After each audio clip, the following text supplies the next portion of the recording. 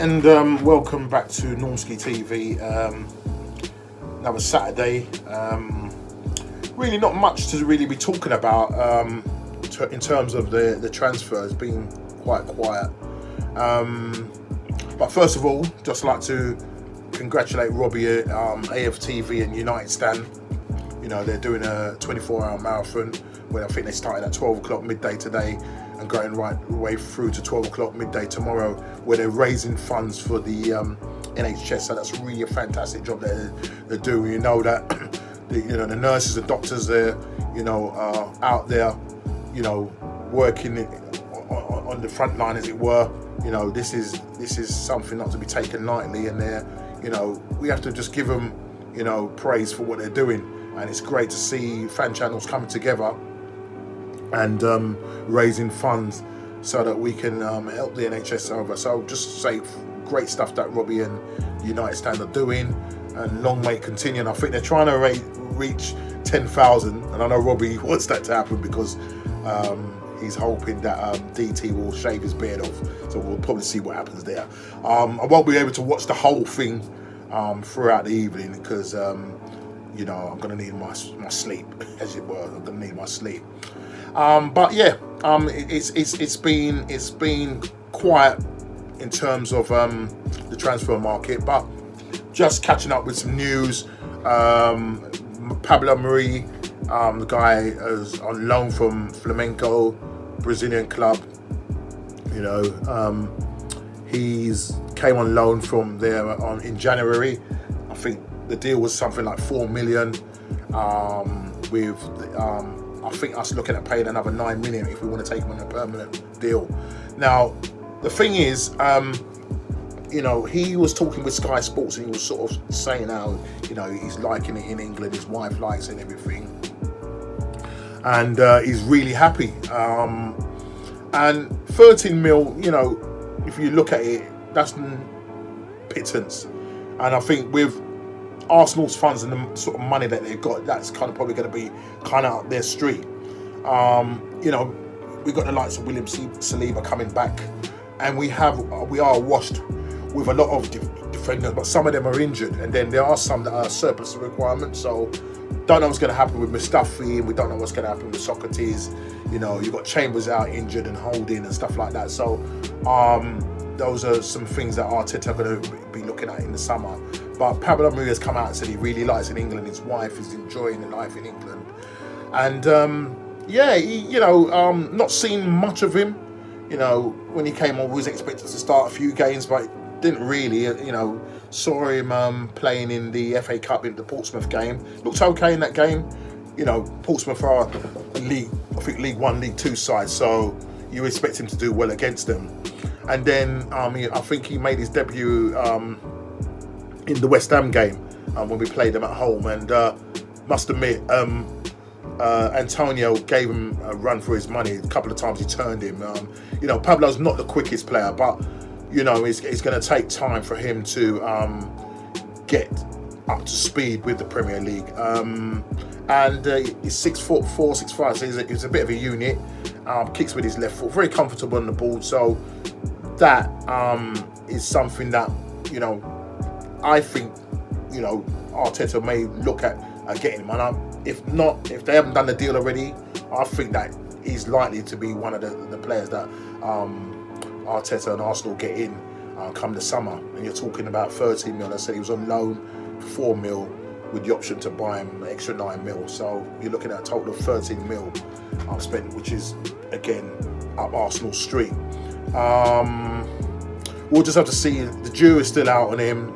We have to see how he pans out. But he is loving life in England. The only thing is he was a little bit worried about this old coronavirus thing and how COVID was going to affect, this whole transfer window and everything, because, you're going to have teams that haven't got the money, and he's obviously worried that maybe the deal may not happen, and that he may have to end up going back to Flamenco. But we'll just have to wait and see. But if he does come, he'll be a good backup addition to have in the side. He's got the height and everything. But you know, I'm looking on the likes of, you know, Upper Moncano, someone like him, but whether we can have the money to buy him is another thing. So yeah, Pablo Mira just sharing with Sky about how he's enjoying life in the Premier League, and I think, you know, he was saying that his aim is to win the Premier League or try to go to Champions League with Arsenal. So it's good to hear him talking and being very ambitious about the whole thing. Just another related article, it could be just gossip, but we're also looking at this other player called Axel Disasi, and they're looking at a 30 million deal for him. He plays for the team he plays for. I'm just looking there. He's Reims, R-E-I-M-S. He plays for Reims, defender, 22 years old, and he would only cost us 13 mil. There's other interest from West Ham, Southampton, and Monaco.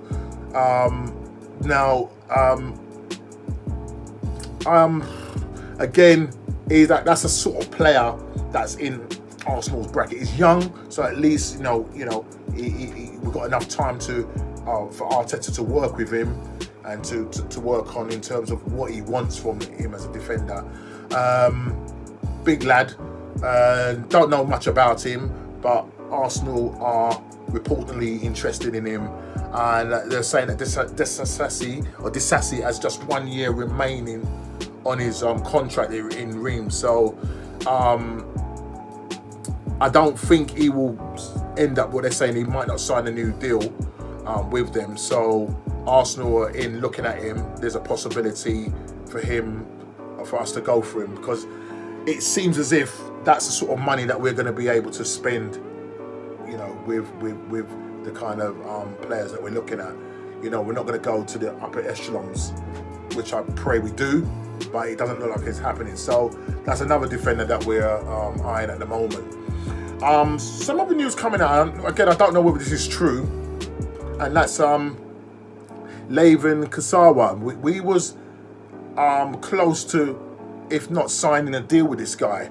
Now it's coming out, reports are coming out that that there could be a setback concerning that, and that PSG are possibly looking to extend his contract.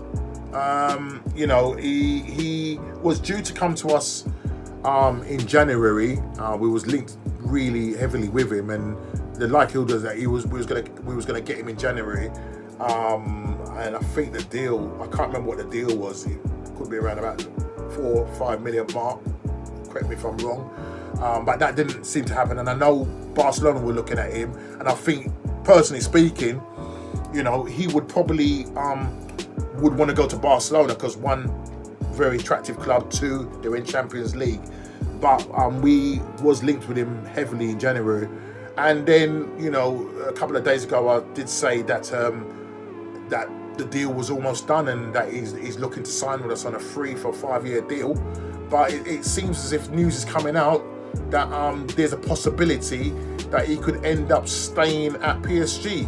Now, you know, to me personally, I'm not too bothered, to be perfectly honest, because he hasn't really played much games with PSG, even though he's won a few titles with them and stuff like that. I think since moving from Monaco, he hasn't been at his best, and you know, we wanted the Kurzawa of 24, when he was 24, 23, 24. Very aggressive player, quick player, but he seems to have not hit the ground running at PSG, and in the last year or so, 2 years or so, he hasn't really played much for them and sort of fallen out of sorts. But it may be that Thomas Tuchel may look to try and revive his career and you know, extend it and see what happens. So even though we was linked with him, they're saying that there's a possibility that he could end up staying at PSG. And as I said, I'm not really too bothered. I mean, we've got Kieran Tierney and You also have got Kolasinac. He could be on his way out because he's been injury prone, and to be honest, he hasn't really had a great season the last 2 seasons. The German, he was known as the youngest, best German defender when he came from Germany, but he just hasn't hit the ground running at all, and injuries have played a massive part. When he first came, he was good, but then injuries sort of came in, and then he just kind of just dropped off, and we haven't really seen the best out of him.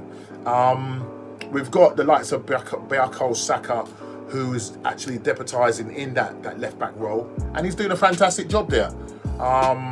So if in the event, I don't see why Arteta can't convert Bukayo Saka and continue playing in that role. You know what I mean? Because he's got the energy to get up and down that wing, and same for Kieran Tierney. They're both good players, but because Kieran Tierney was out injured, we haven't seen much of him. So, you know what? It's no skin of my nose. If Kurzawa doesn't come to the club. You know what I mean? I'm sure there are other better defenders out there than him. So that's the situation with Kurzawa, if I can say his name, Kurzawa. But I say there's not a lot going on. And the other thing I'll probably just mention is about the Premier League. They're looking to try and resume back in June the 8th. There's a lot of games to play. If you count all the games with all the clubs, you're looking at 92 games left to be played. Arsenal and Man City, a few other clubs, they think they've got to play 10 games, and the rest of the clubs have got to play 9 games. You don't count FA Cup in that either. Champions League, they're hoping to get the Champions League sorted and completed by the end of August. There's a lot of games. So the question I'm asking is, do you think, guys, that the Premier League will resume, or do you think it would end up being voided and Liverpool not getting the league? What does it mean? Again, I'm going to just repeat it again. What does it mean for those teams coming up from the Championship, like the West Brom, Leeds? Leeds have not been in the Premier League for a good few years, and this is a massive chance for them to come up there.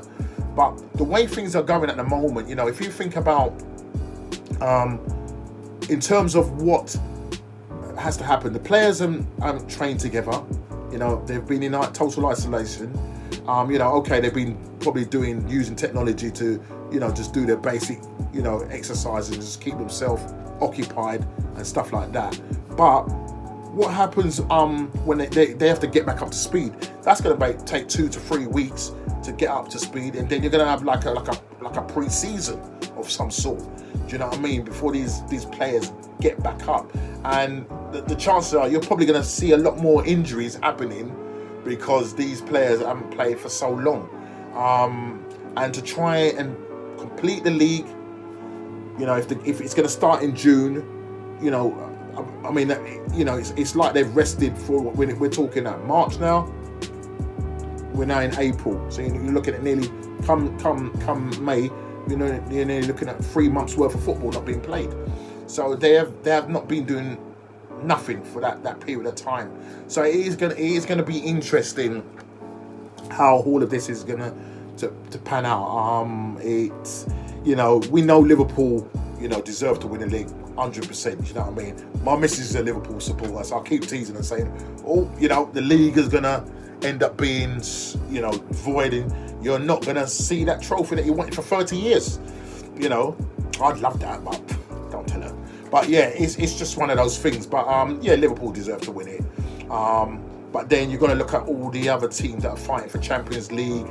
You've got teams down in the bottom in relegation. Aston Villa, we've got a game in hand.